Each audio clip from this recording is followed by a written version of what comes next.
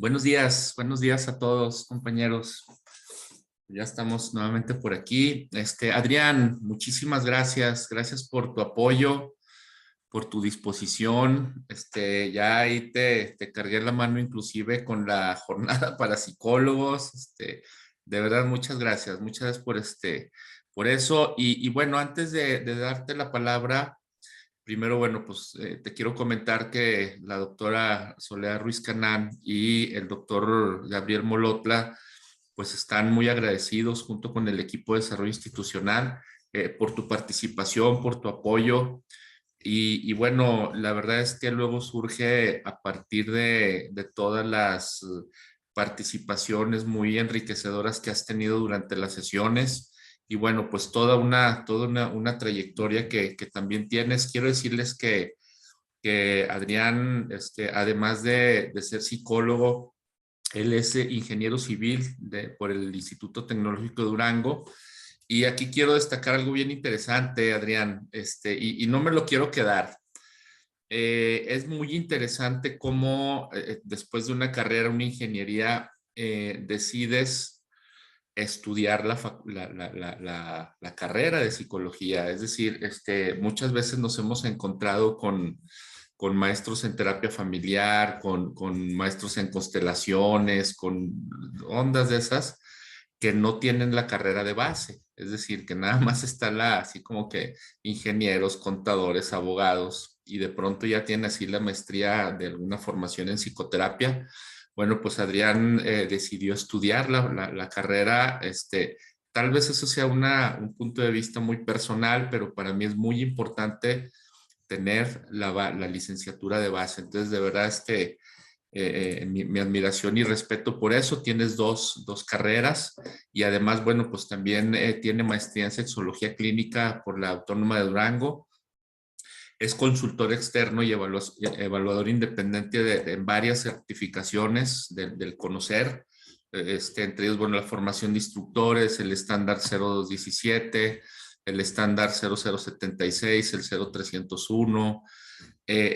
También, bueno, además de muchas actividades que has tenido durante tu vida laboral, instructor de cursos de desarrollo humano, psicólogo clínico en la consulta privada, miembro activo del Colegio Mexicano de Profesionistas de la Psicología en Capítulo Durango, y también a eso le incluimos también que es catedrático de la Universidad Autónoma de Durango. Entonces, de verdad, muchas gracias. Gracias, Adrián. Y bueno, pues te dejo la palabra. No quise hablar mucho de tu currículum porque si no, pues nos quedaría muy poquito tiempo para el tema y lo que queremos es escucharte. ¿Sale? Muchas gracias, Adrián. Aquí estamos.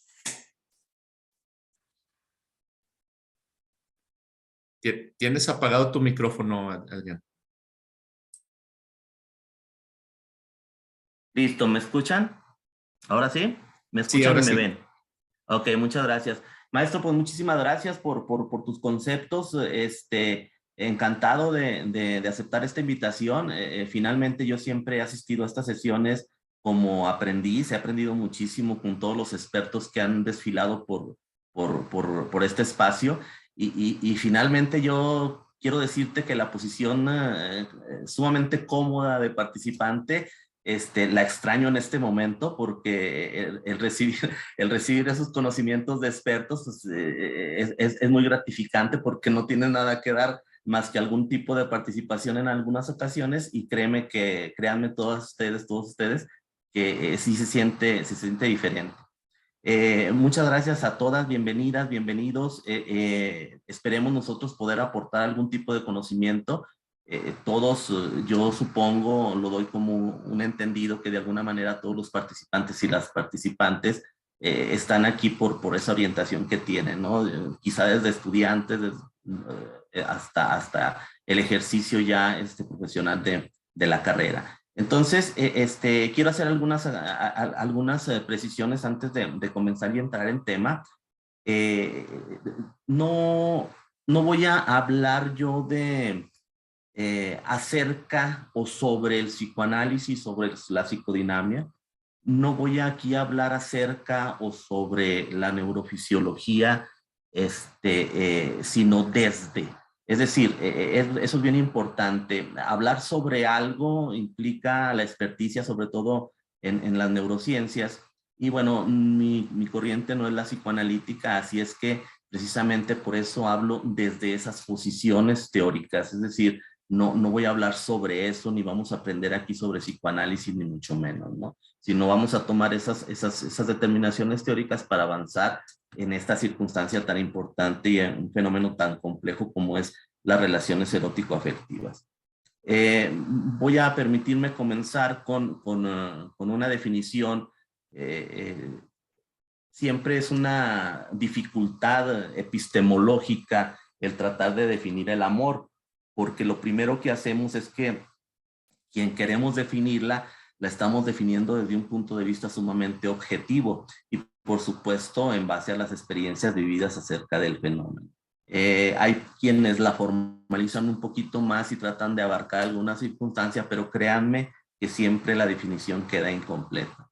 Encontré yo una definición en el diccionario inglés de Oxford que me pareció interesante, sobre todo por lo que abarca, ¿no? Define el amor como un intenso sentimiento de profundo afecto o cariño por una persona o cosa.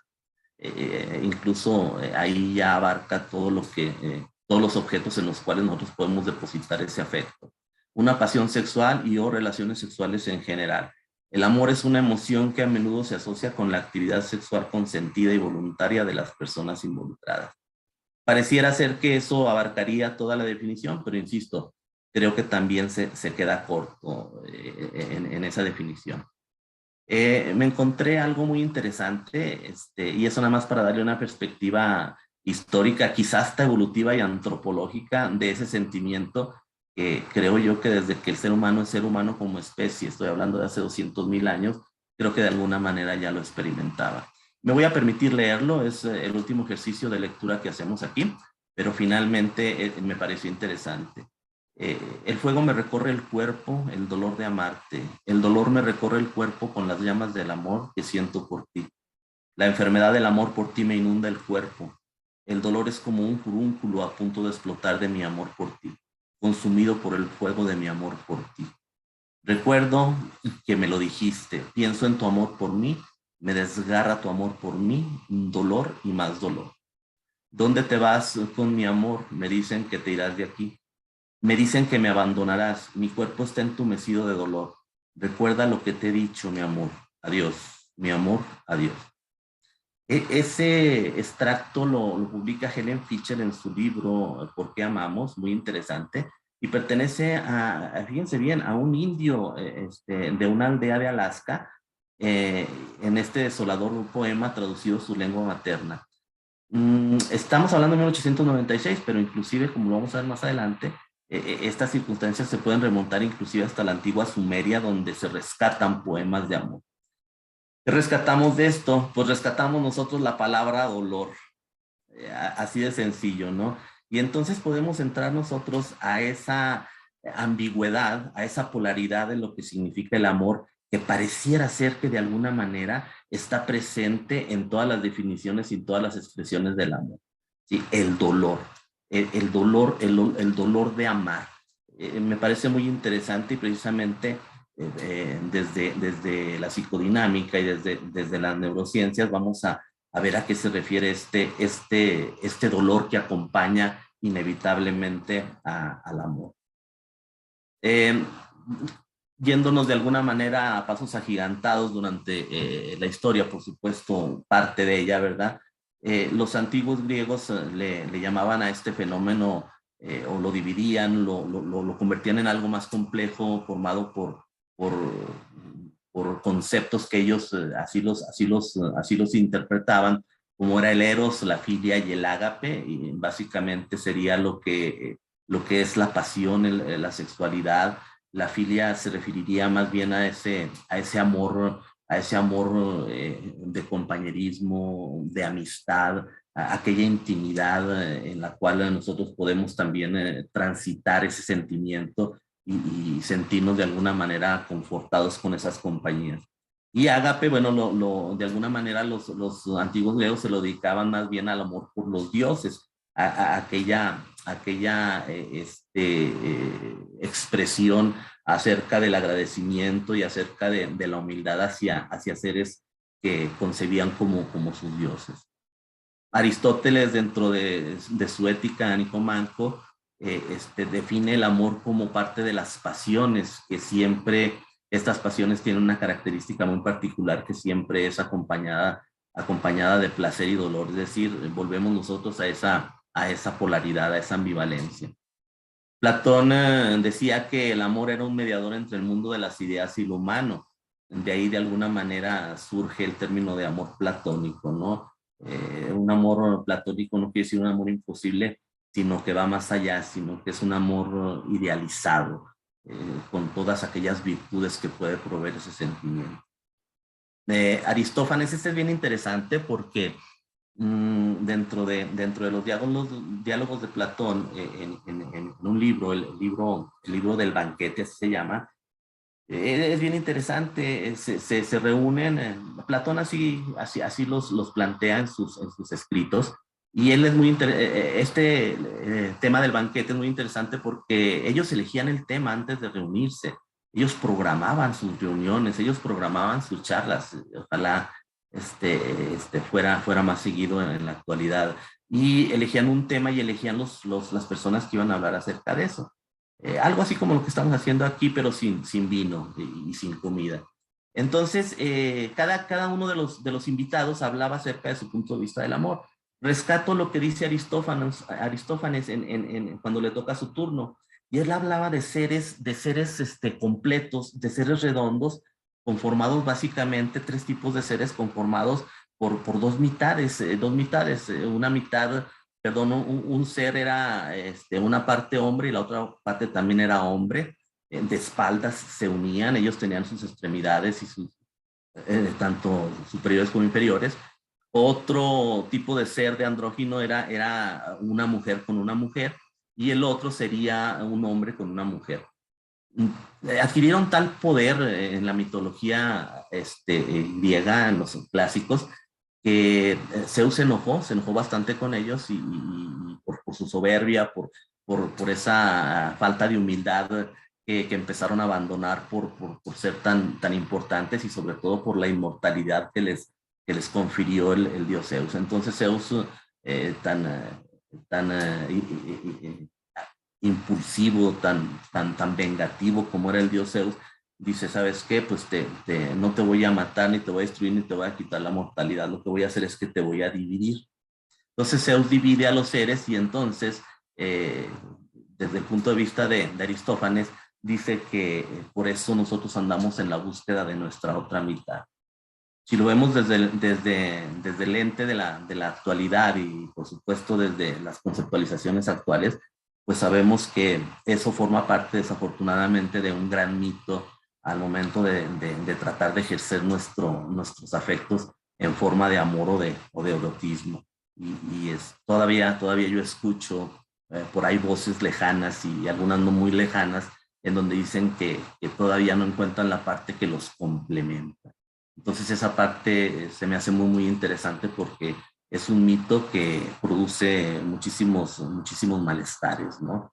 No somos seres complementarios. Más adelante vamos a comentar algo de eso. Freud, el gran Freud, dice: nunca estamos tan indefensos contra el sufrimiento como cuando amamos. Tiene mucho que ver con ese dolor acompañado. Estamos estables, estamos equilibrados, nos enamoramos, sentimos todos aquellos fenómenos que hace el enamoramiento, que hace la atracción erótico-afectiva, y entonces entramos en una posición de total desventaja y de total indefensión. Robert Sternberg también comenta en su teoría triangular del amor, que existe lo que es la pasión, la intimidad, el compromiso. De alguna manera, bueno, finalmente creo que la mayoría de ustedes sabemos a qué se refiere cada uno, y él hace tiene un punto de vista muy interesante, en donde hace la combinación de estos factores, y de ahí, según su teoría, emergen tipos de amor y tipos de amar. Recomendada, es una lectura clásica, pero bueno, pues ya ha pasado bastante tiempo desde aquello, y aunque estructuralmente puede sostenerse, creo que en algunos conceptos podemos encontrar algunas diferencias. Helen Fisher habla de 3 estructuras cerebrales. Ella se acerca más, Helen Fisher, una etóloga, antropóloga, que estudia la conducta animal, incluyendo la del hombre, y ella se ha dedicado más de 30 años a estudiar el amor y el erotismo desde el punto de vista científico. Ella directamente se va a la yugular. Para ser más específicos, se va al cerebro. Y dice que ella ha encontrado en base a sus experimentos 3 estructuras cerebrales básicas, ¿no? Lo que es el amor romántico es una estructura, lo que es el deseo sería otra, y lo que es el cariño. Aquella circunstancia que, si lo tratamos de comparar con los antiguos griegos, pues podría referirse a lo que es la filia, y en el caso de Robert Stenberg podría ser la intimidad. Bien, desde el punto de vista psicodinámico, pues nosotros tenemos que hacer un poquito de historia en cuanto al recorrido de descubrimiento o del establecimiento de estas teorías tan interesantes. Valdría la pena tratar de estudiar qué es lo que sobrevive y qué es lo que no sobrevive de todo aquello, ¿verdad? Pero las bases ahí están puestas y creo que forman parte fundamental de todo lo que nosotros hacemos acá en cuestión de salud mental. Freud tiene muchísimas obras, ustedes lo saben, bastante, un escritor muy prolífico, una persona, si se entra ya a su biografía, una persona orgullosa, narcisista, una persona tratando de emerger en los altos niveles de la sociedad de Viena, pues por ser judío él de alguna manera se sentía menos, entonces eso de alguna manera lo sublimó y fue tan prolífico. Es muy interesante la vida de Freud.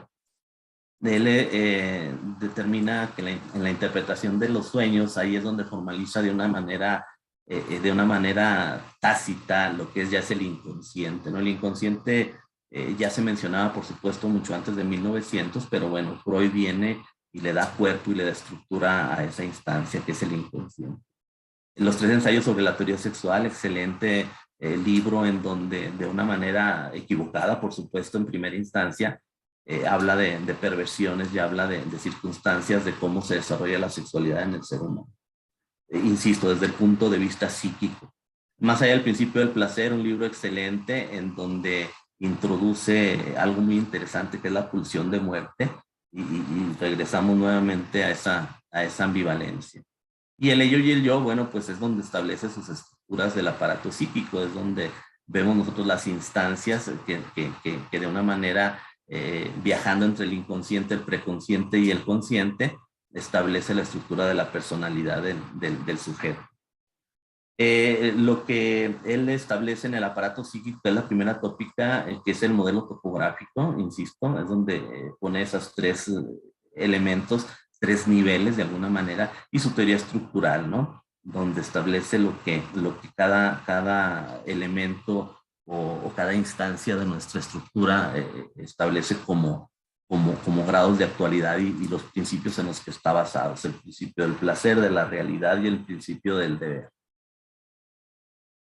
Aquí empieza a ponerse interesante. Freud incluye una energía. Freud era científico, Freud era neurólogo. Él tomaba, y pues un ávido lector, y tomó muchas de sus teorías, las tomó de los clásicos y de las lecturas y de aportes que hacían grandes hombres en aquella época. Y bueno, él tomó los elementos de la energía, elementos de la física, y tomó los elementos de la energía y su comportamiento, ¿no? Los principios de la indestructibilidad ni de la creación de la energía. Y entonces él dice, pues los seres humanos también tenemos nosotros ese tipo de energía, y es lo que nos mueve, hacia la consecución de nuestros deseos, ¿no? Y Freud estableció que la pulsión era la tensión corporal que tiende hacia distintos objetos y se descarga al acceder de ellos. En su libro Pulsión y Destinos afirmó que la pulsión era un concepto básico de lo cual no se puede prescindir. En Más allá del principio del placer introduce el concepto de pulsión de muerte. Entonces, en la libido, Freud propone que la libido es la energía de las pulsiones o instintos que dirige toda conducta. Es decir, es una energía que a diferencia del instinto, porque lo separa, Lacan también hace esa separación y entonces establece que hay una pulsión de vida y una pulsión de muerte. En los primeros escritos de Freud lo manejaba como un instinto de vida y un instinto de muerte. Y el instinto de vida es aquella búsqueda constante por algún tipo de gratificación y por algún tipo de bienestar.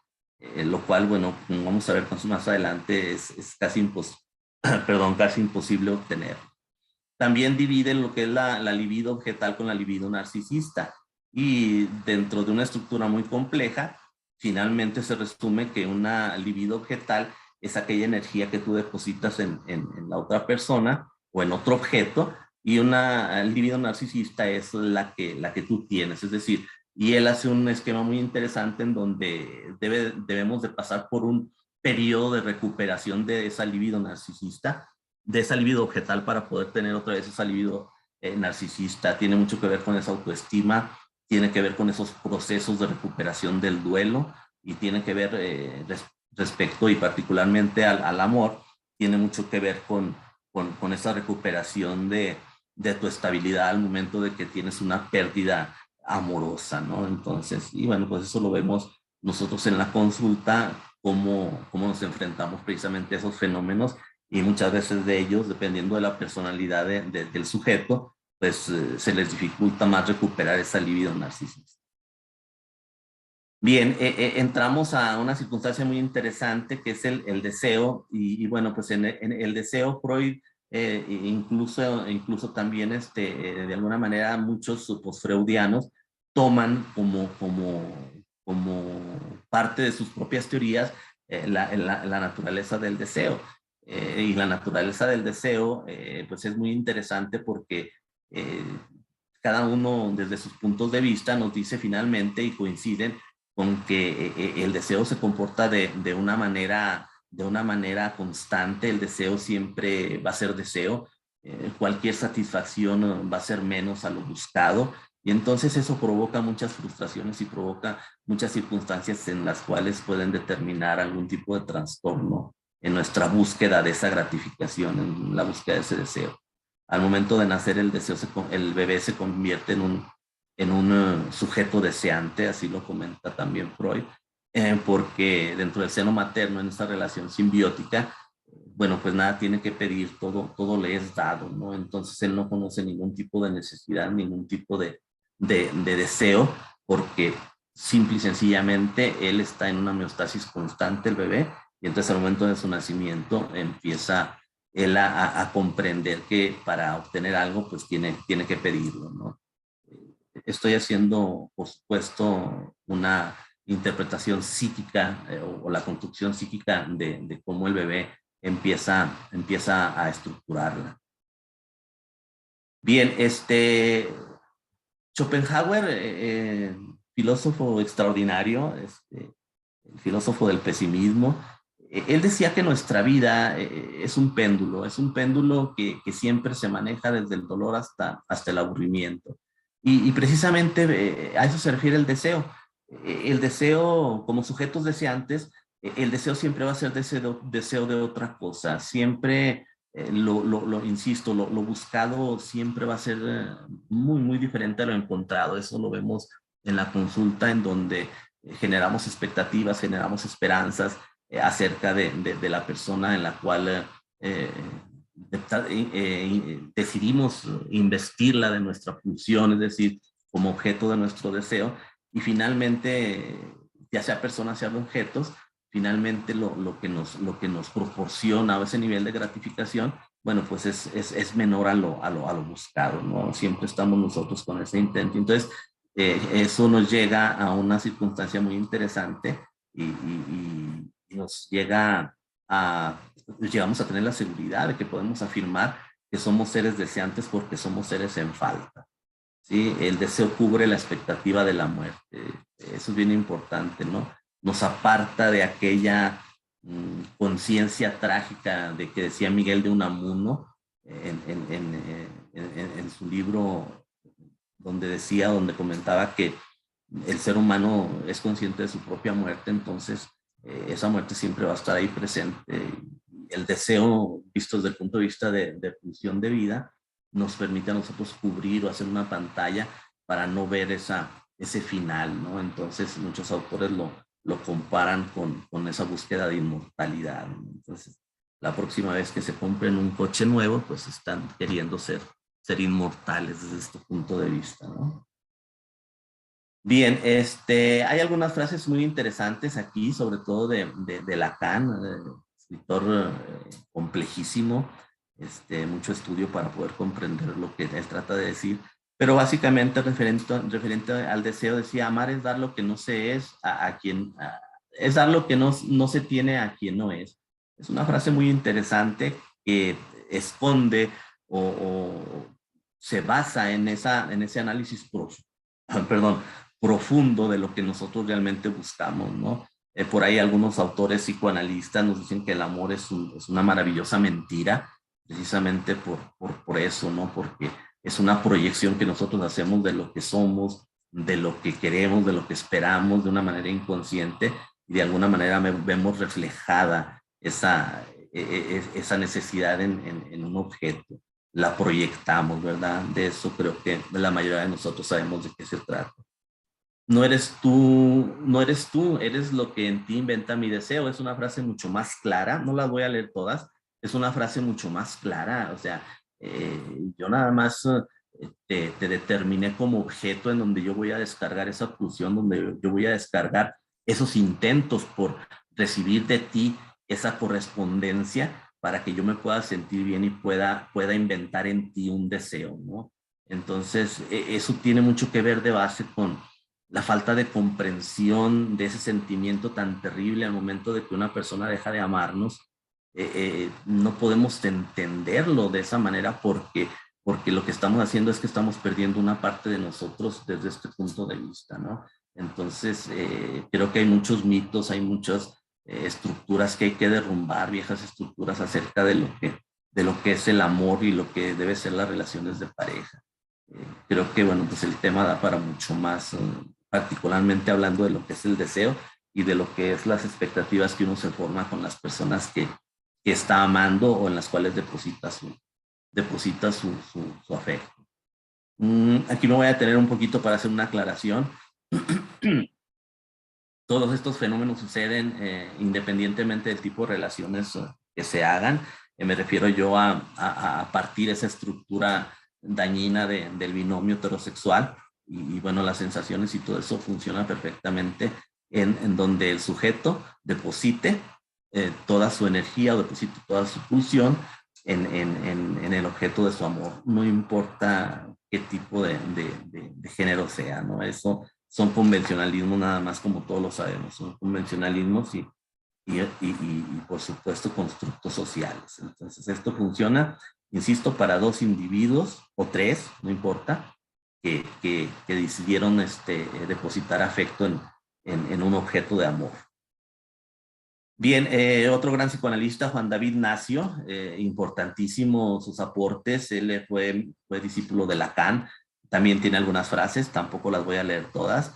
En el amor los hombres fracasan por miedosos y las mujeres por eternas soñadoras. Creo que eso invita al análisis muy interesante. No podemos desglosar o desbaratar esas definiciones porque se nos iría el tiempo.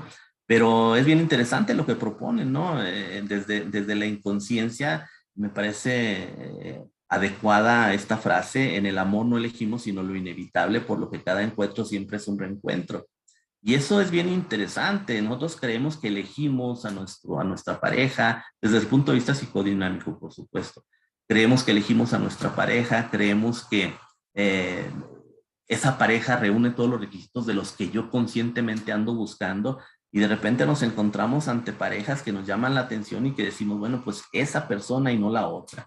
Eso tiene mucho que ver con algunas motivaciones inconscientes, de la cual yo estoy de acuerdo con esa parte de la teoría, en donde nosotros lo que vemos en otra persona en realidad es un reencuentro, porque esas configuraciones mentales, psíquicas, inconscientes e inclusive cerebrales tienen mucho que ver con nuestra propia historia. Nuestra propia historia, la risa de la abuela, el olor de la madre, la autoridad del padre, etcétera, etcétera. Y todo eso nuestro cerebro configura simbólicamente configura un destino, un radar del amor en donde de alguna manera pues va a haber una persona que reúna la mayor parte de los requisitos y entonces vamos directamente hacia ese proceso de enamoramiento, ¿no? Bien interesante y ahorita más adelante vamos a ver qué es lo que pasa cuando nos enamoramos, pero creo que las motivaciones, insisto, estoy de acuerdo con esas motivaciones inconscientes de que siempre andamos buscando algo que de alguna manera proyectemos nuestro propio ser, ¿no? Esa seguridad de que vamos a ser reconocidos por otra persona y aparte de reconocidos, considerados como alguien importante para la vida de esa persona. Esa es una de los bienestares y de los placeres más buscados y más anhelados por la humanidad, el ser reconocido como alguien importante para otra persona. Bien, entramos de lleno a lo que es la localización del amor. Yo voy a ser honesto, yo batallé muchísimo para encontrar unas imágenes en tiempo real, es decir, con esos aparatos modernos, las PET scan y todos la tecnología de la exploración no invasiva del cerebro.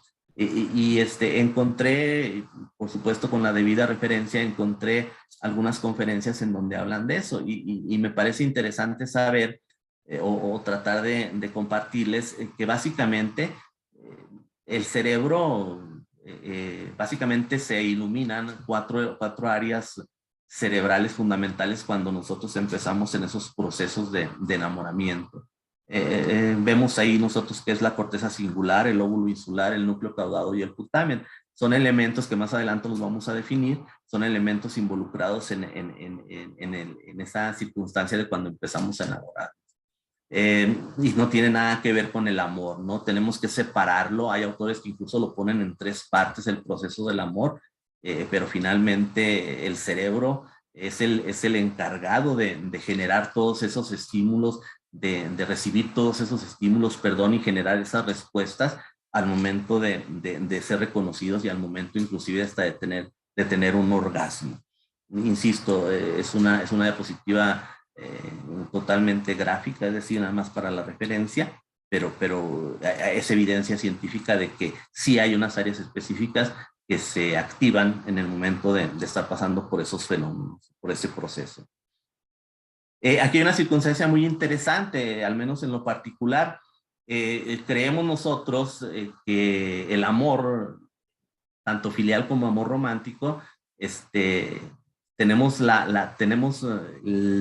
tenemos la seguridad de que sea igual o no. Bueno, pues científicamente nos dicen que el inicio es muy, muy similar, el amor materno y el amor romántico. Y bueno, insisto, están las evidencias científicas para poder comprobarlo. Al momento de las personas que se someten a esos experimentos, bueno, pues les muestran fotografías filiales, es decir, sus amistades, sus padres, sus amigos, sus hermanos, y por supuesto otro donde podría configurarse como un amor romántico, parejas, hombres o mujeres, dependiendo de hacia dónde se dirija nuestro deseo, y nosotros nos activamos casi las mismas zonas cerebrales. De entrada, esto me parece muy interesante comparado, por ejemplo, con ese tabú del incesto que en las teorías freudianas y en general las teorías psicodinámicas existe y que de alguna manera nosotros tratamos de meter en el inconsciente. Nosotros en realidad, y insisto, estoy de acuerdo con ello, de niños nos enamoramos de nuestra mamá o nuestro papá.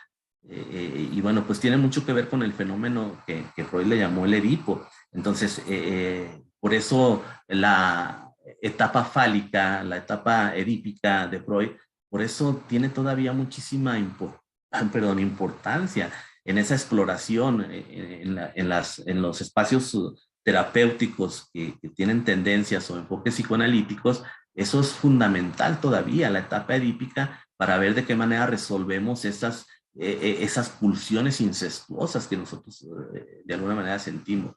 Al momento de nosotros entrar en la pubertad y en la adolescencia, nosotros estamos enojados, el adolescente está enojado, el adolescente está a disgusto, el adolescente no quiere enfrentar en el momento en que se descubre como un ser potencial para poder relacionarse sexualmente con una pareja. Es muy difícil reconocer que esos pensamientos inconscientes que de alguna manera están mostrándose como síntomas en la adolescencia, pueda tener algo que ver con desear a su mamá o a su papá. Entonces, hablar de esto es una de las circunstancias que nos ha instalado en el tabú del amor, ¿no? Pero finalmente aquí yo encuentro una relación muy interesante en donde, insisto, al inicio el amor maternal y el amor romántico se parecen mucho al momento de estar comparando esas tomografías, ¿no? Esas exploraciones cerebrales en tiempo real. Bien, de una manera muy breve, voy a tratar de ver la parte de su izquierda. Estamos viendo la mayor parte de las áreas en el enamoramiento se activan cerca desde 29 a 32 áreas cerebrales, pero hay que entender una cosa, el cerebro y por supuesto los expertos que están ahorita escuchando la ponencia saben perfectamente que el cerebro es una unidad que trabaja en conjunto y que cada parte del cerebro, por muy especializada que se pueda apreciar, siempre tiene que echarse mano de otras áreas cerebrales para poder establecer esos circuitos cerebrales tan complejos para poder ser lo que somos, ¿no? Pero básicamente, insisto, por investigaciones hemos visto que estas partes se activan al momento de estar enamorados, inclusive al momento de tener relaciones sexuales. El más importante que a mí me parece en este sentido es el área tegmental ventral. No es otra cosa más que científicamente comprobado que este es el circuito de recompensa cerebral. Insisto, más allá de su complejidad, es un área de alguna manera identificada como el área en donde está la recompensa cerebral. Las personas que se dedican a la atención de adicciones sabrán que la importancia que tiene esta área en provocar ese tipo de comportamientos y conductas adictivas, ¿no? Esta área contiene neuronas que se proyectan hacia numerosas regiones y tienen mucho que ver con la motivación, el deseo, el placer y la valoración afectiva. Otra de las áreas es la corteza prefrontal. Esa es importantísima porque pues, nos permite tomar decisiones y ahí nosotros podemos establecer análisis, aunque en el proceso de enamoramiento eso reduce mucho las capacidades, lo vamos a ver ahorita más adelante, por esa inhibición que hace la dopamina, los baños de dopamina inhibe a la corteza prefrontal y entonces hay una lucha entre lo que es el sistema límbico, el área tegmental ventral y lo que es detente, cálmate, tranquilo, y aquellas reacciones que tenemos cuando nosotros nos estamos enamorando o cuando tenemos alguna relación sexual, ¿no? Y entonces tiene mucho que ver, insisto, con acciones complejas de la cognición, la emoción y la conducta humana. Otro es la amígdala, el centro emocional. Tradicionalmente, y por supuesto en los estudios se ha determinado que su influencia sobre la memoria es aún más que como se tenía pensada, pero trabajan conjuntamente con lo que es el hipocampo, en donde nosotros tenemos la memoria emocional, es decir, aquello en donde vimos alguna vez a una persona que nos llamó la atención y después de 3, 4 meses la volvemos a ver y sentimos toda esa descarga de neurotransmisores, toda esa modificación de nuestra conducta. ¿Por qué? Porque se activó la amígdala y de alguna manera la amígdala se apoya y refuerza con esos recuerdos almacenados en el hipocampo y nos hace revivir todo aquello y por eso esas conductas, ¿no? Bien interesante, insisto, con esa posibilidad de poder adentrarnos a más profundidad en todo aquello. Otra parte es el hipocampo, ya lo comentamos, particularmente en esa memoria emocional, los recuerdos emocionales y en general en una memoria a largo plazo, ¿no? Es bien interesante también esto. Aquí me parece también algo que debemos de tomar en cuenta. Hay una corteza dentro de la corteza prefrontal que es la corteza orbitofrontal. Esta corteza orbitofrontal es, según estudios, es un área en donde de alguna manera se ve afectada o se ve modificada en los comportamientos obsesivos. Eso es bien importante, insisto, y bueno, pues yo no quiero ser irresponsable, nada más aventar así el concepto, la invitación para el estudio profundo o para, obviamente, las personas que se dedican a esto, saben perfectamente bien qué tanto porcentaje o qué tanta fuerza tiene esa área, pero en términos generales tiene mucho que ver con esos comportamientos obsesivos, comportamientos muy característicos en los procesos de enamoramiento. Bien.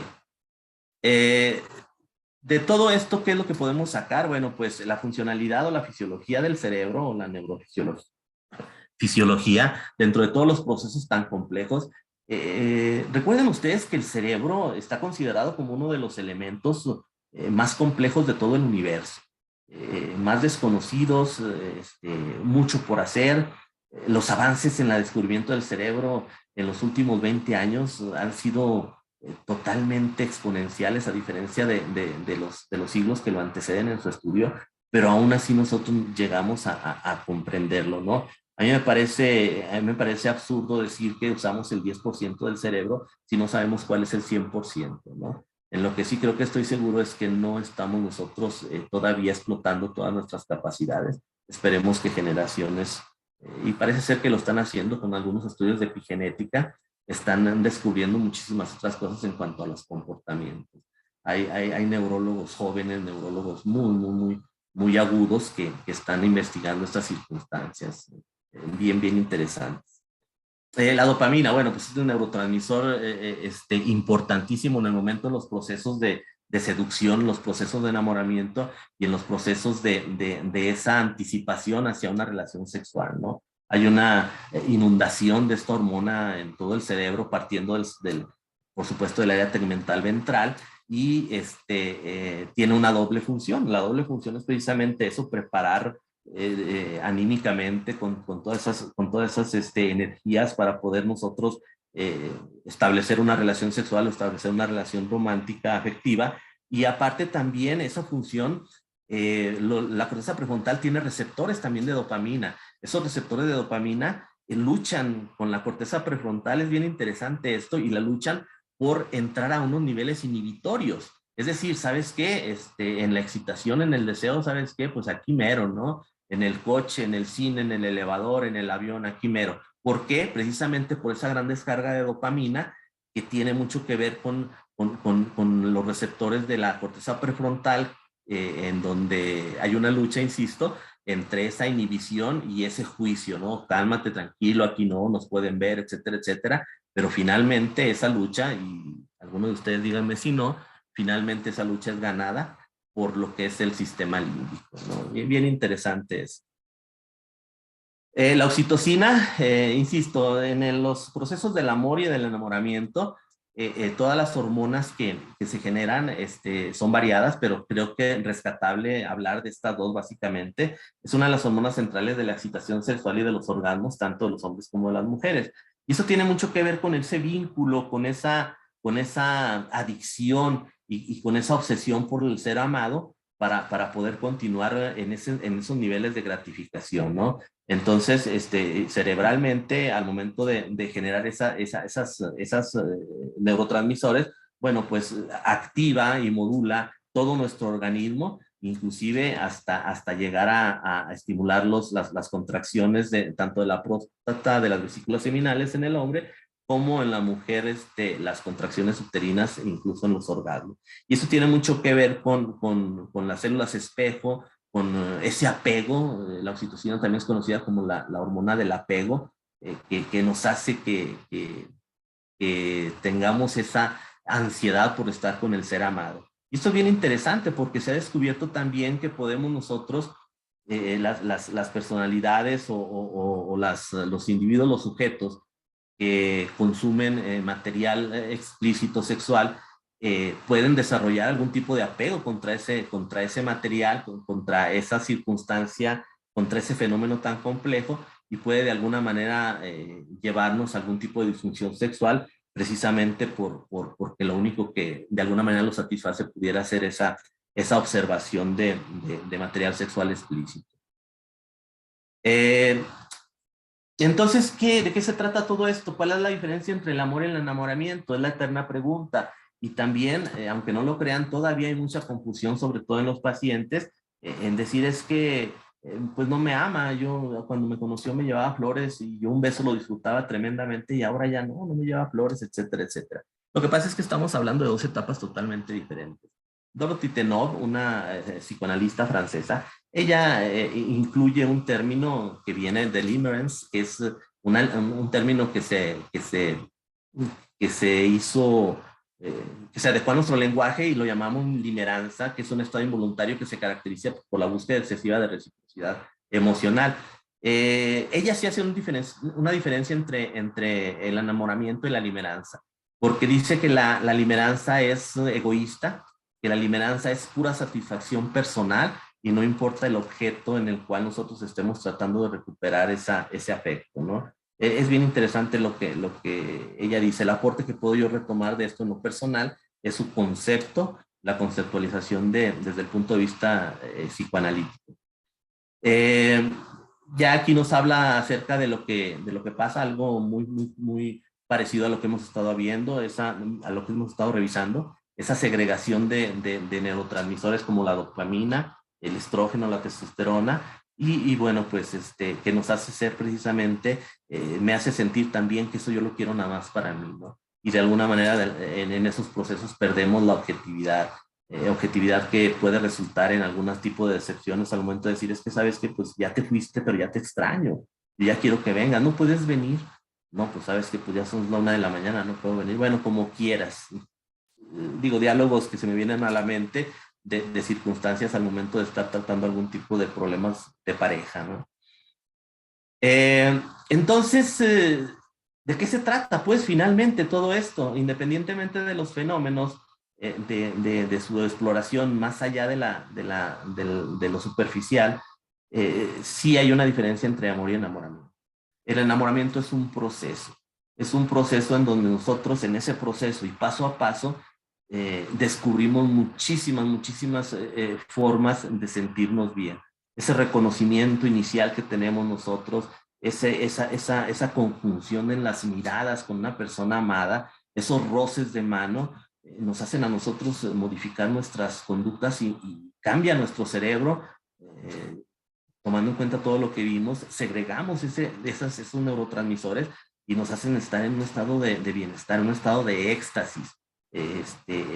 Nos volvemos menos objetivos, nos volvemos de una manera muy clara, nos volvemos obsesivos en esa experiencia y bueno, pues la verdad de las cosas es una posición muy cómoda para el individuo, porque todo lo está haciendo los neurotransmisores, todo está chido. Lo único que hacemos nosotros es buscar precisamente ese objeto de amor para poder seguir sintiendo eso.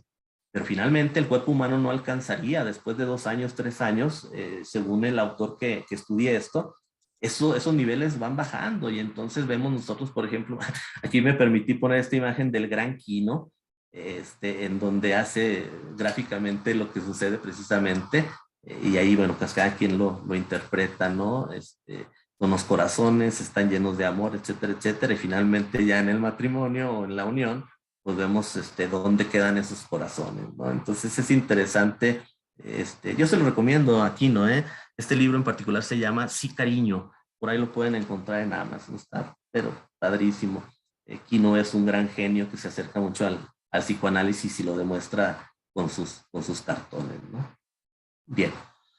Entonces, ¿cuáles son los trastornos, entre comillas, que nos pueden provocar el enamoramiento o esas relaciones erótico-afectivas?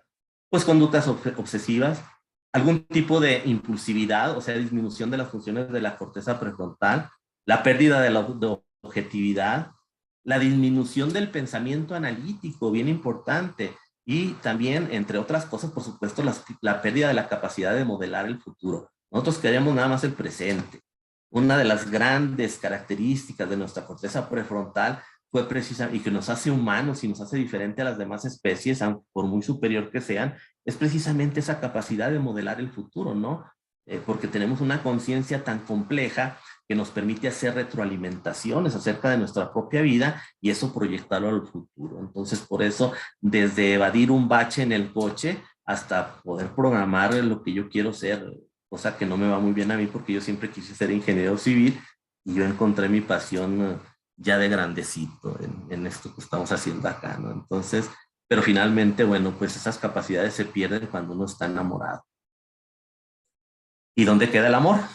Bueno, pues el amor hay que trabajar. Y eso como que ya nos pone en una circunstancia medio difícil.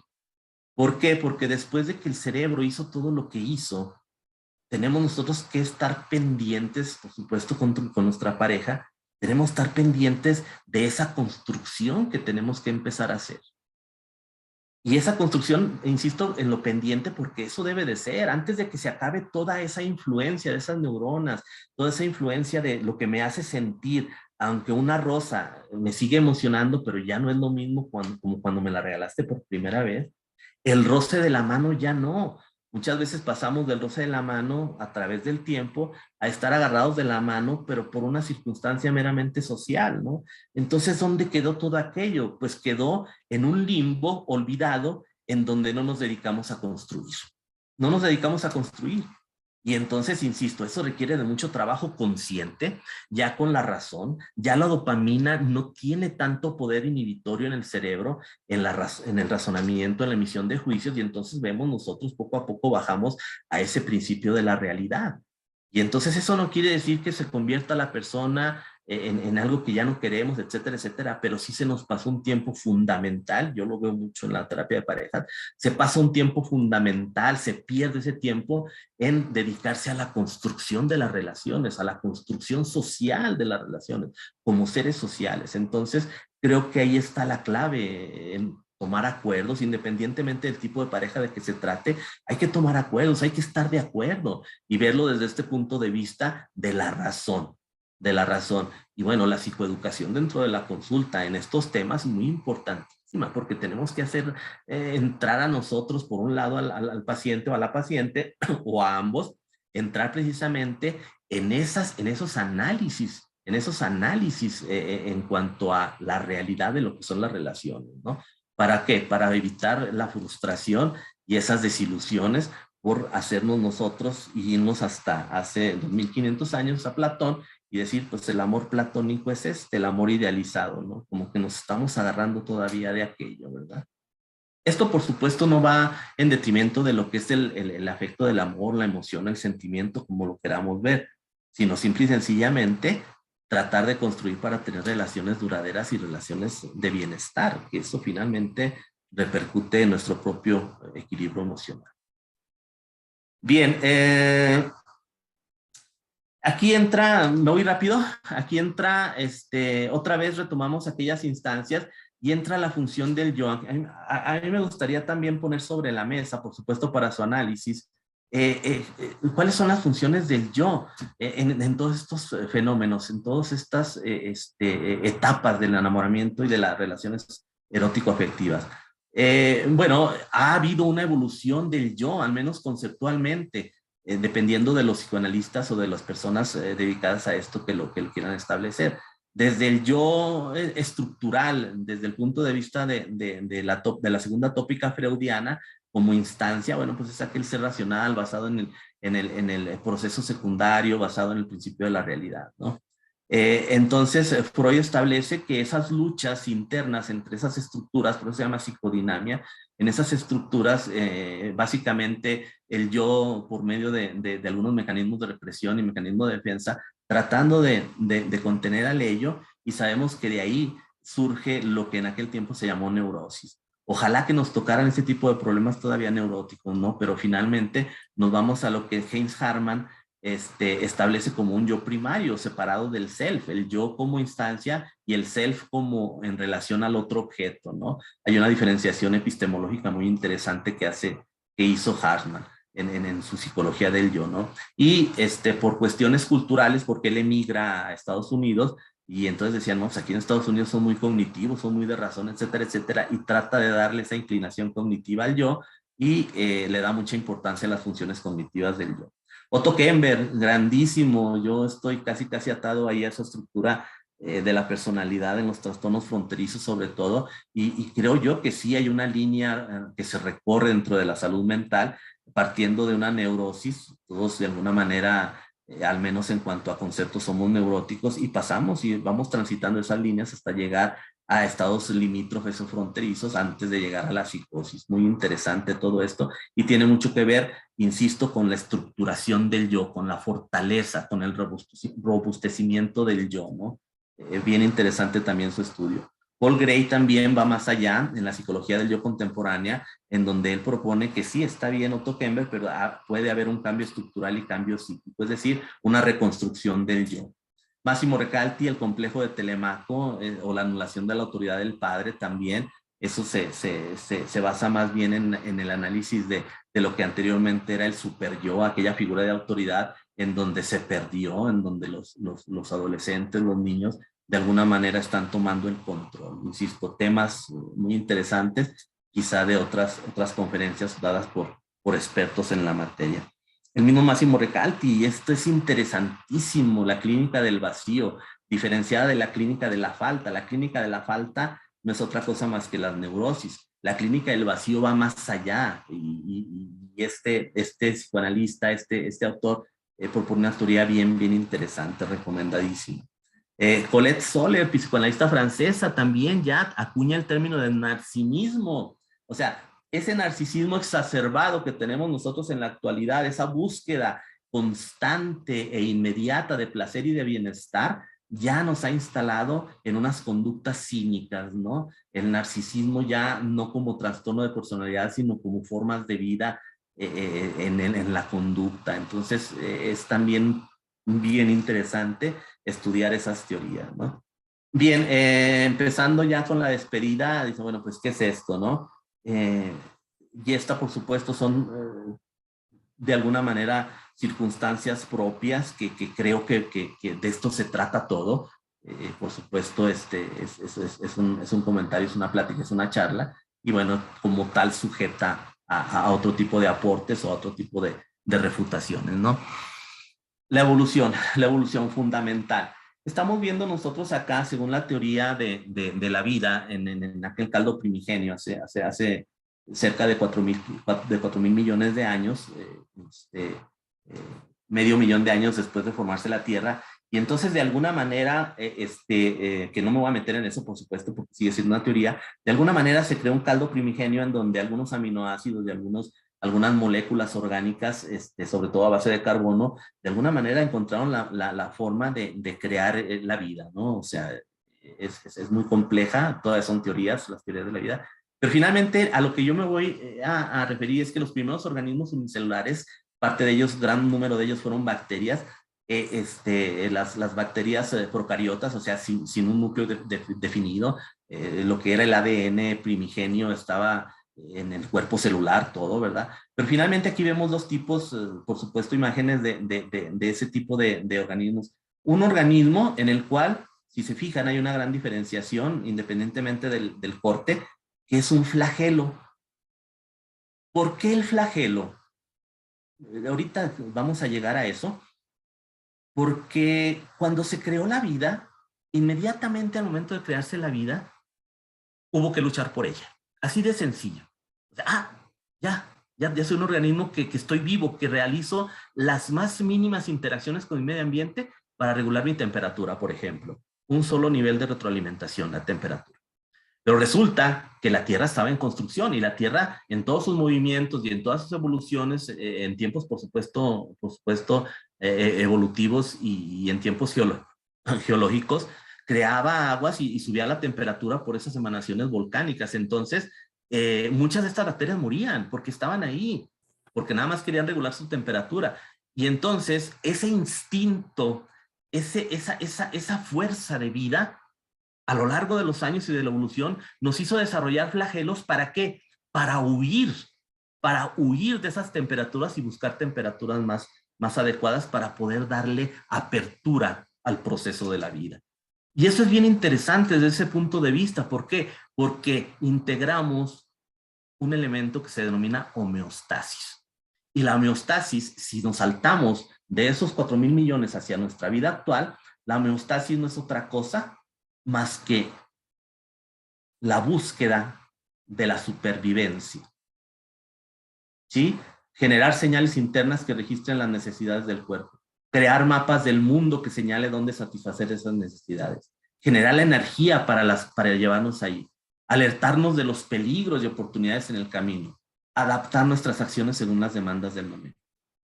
¿Sí? Todo organismo vivo, independientemente de lo simple de su estructura, anda en búsqueda de eso, ¿no? Nosotros como especie somos mamíferos sociales y entonces buscamos la coordinación y la colaboración. Por eso buscamos nosotros los afectos, las compañías, etcétera, etcétera.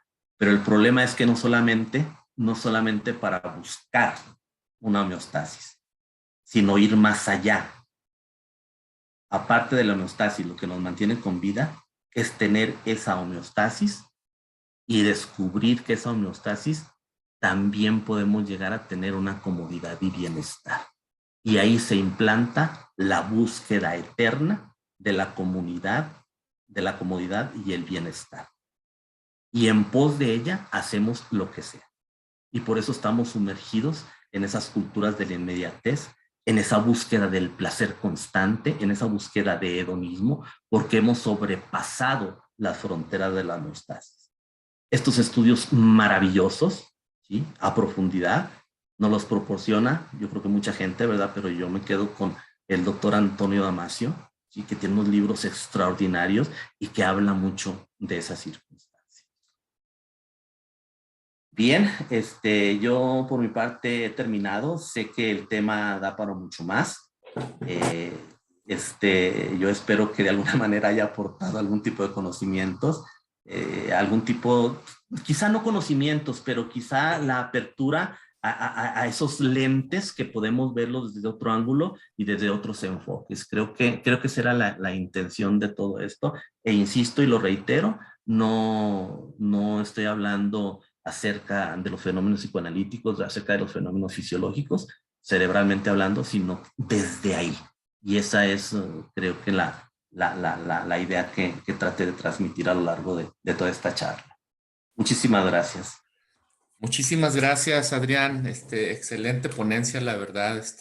Nos hiciste viajar un ratito, a través de toda esta línea de tiempo y de conceptos y de teorías. De verdad, yo le llamaría, no sé si aplique para el tema, pero excitante tu exposición, de verdad. Muchas gracias. No sé si haya algún comentario, alguna pregunta. Muy Y por ahí enriquecedor. Laura Reyes está levantando la mano. A ver, déjame Adelante. ver. Ajá. Ok, adelante, Laura. Sí, gracias.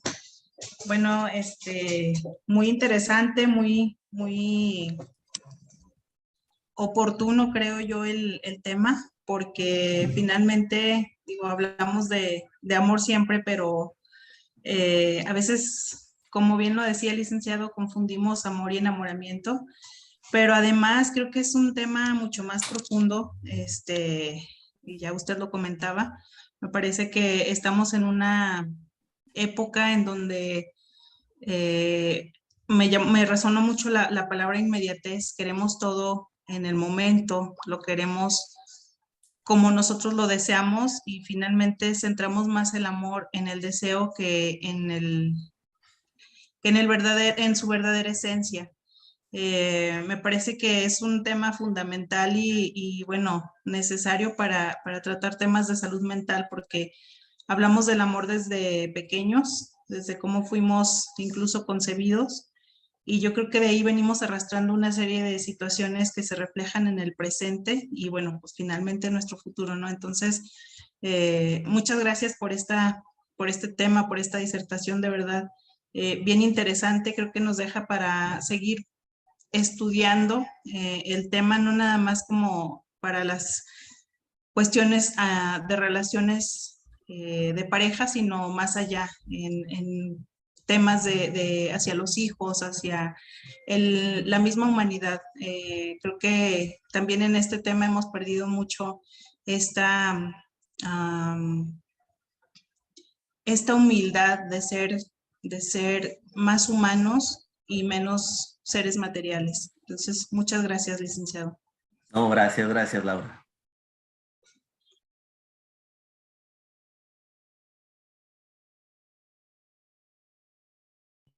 Tienes tu micrófono apagado, Adrián. Ah, perdón. Te decía que gracias, Laura. Osiris, adelante. ¿Qué tal? Bueno, primero que nada, muy padre lo que nos aportas, Adrián, gracias. Es padrísimo tratar de escuchar y tratar de entender esto. Definitivamente, lo que decía, a mí Erich Fromm se me hace muy interesante en El miedo a la libertad, donde al final de cuentas los seres humanos buscamos proyectivamente lo que necesitamos llenar dentro de nosotros, ¿no? Entonces, esta teoría de la falta se me hace muy interesante, tanto como ahora la teoría del vacío, ¿no? Donde ya tengo tantas cosas que también, sí, me siento hastiado por todo lo que tengo, porque ya no sé cómo disfrutar. Entonces, por una parte es esto, ¿no? Donde decía Erich Fromm que buscamos el consolador mágico. El consolador mágico es toda esta parte donde le revestimos a una persona de todas las carencias que tenemos, ¿sí? De nuestro aburrimiento, de que le proyectamos todo lo que queremos. No nos importa quién sea realmente, no nos importa conocerlo, ¿sí? Pero eso se me hace muy interesante porque desde este punto que dices de la narcisínica, ¿sí? Donde definitivamente los seres humanos emergemos del ello, de que no te metas con mi libertad de placer y de querer tener placer, ¿sí? Hasta que el niño, el ser humano de perverso polimorfo pasa a el surgimiento del padre, al surgimiento del otro, al surgimiento de las reglas, ¿sí? A la construcción de una sociedad, ¿sí? En donde las personas respetan lo que el otro necesita, por lo tanto tú también tienes que respetar, ¿sí? Y construir. Y por otra parte, ya el surgimiento del yo, ¿no? La conciencia, pero el emerger de la conciencia a veces es lo que vemos en nuestra clínica, ¿no? A veces, bueno, pudiéramos pensar que es el conflicto, ¿no? Neurótico, pero a veces también es una pérdida, un hastío, un vacío, una falta, todo en conjunto. Me da mucho gusto haber podido estar contigo y poder estar escuchándote. Esto me pone a reflexionar mucho porque cuando hablo con mis pacientes les digo, hay sesiones en donde digo, ¿cuáles eran tus expectativas? ¿Y qué expectativas tenías cuando te casaste con tu esposa? ¿Sí? Y entonces ellos también, ¿y cuáles eran las expectativas de ella? ¿Dónde terminaron por perderse? Y definitivamente una relación de amor, pues una primera relación contigo, ¿no? En donde tienes que hacerte consciente para poder realmente emerger a una sociedad, pues que tiene más conciencia de que el otro, ¿sí? No nada más es el otro con el que yo tengo que convivir, sino es el otro que es tan importante como yo, que me hace ser yo. Bueno, no sé, este es mi comentario y bueno, gracias por por este, por este muy buen momento. Gracias, Osiri, por tus conceptos. Sí, sí, definitivamente, todo lo que implica todo aquello, ¿no? Recuerdo el libro de Ítalo Calvino, hace más de 50 años fácilmente, ya mencionaba en sus ciudades invisibles, la ciudad de Leonia, en donde la particularidad de los habitantes era estrenar todos los días. Todos los días habría que estrenar todo, todo, desde comida recién abierta, muebles, etcétera, etcétera. Y entonces imagínense el terreno de esa ciudad para los desechos. Imagínense nada más el terreno de esa ciudad para los desechos, ¿no? Entonces Ítalo Calvino plantea una fotografía interesantísima y finalmente él llega a la conclusión, bueno, ¿será que nos gusta estrenar o será que nos gusta deshacernos de algo? Y eso también tiene mucho que ver con ese vacío que de alguna manera el maestro Siri nos estaba comentando, ¿no? Muchas gracias, interesantísimo todo esto. Gracias a ti. Muchas gracias, Adrián. ¿Algún otro comentario?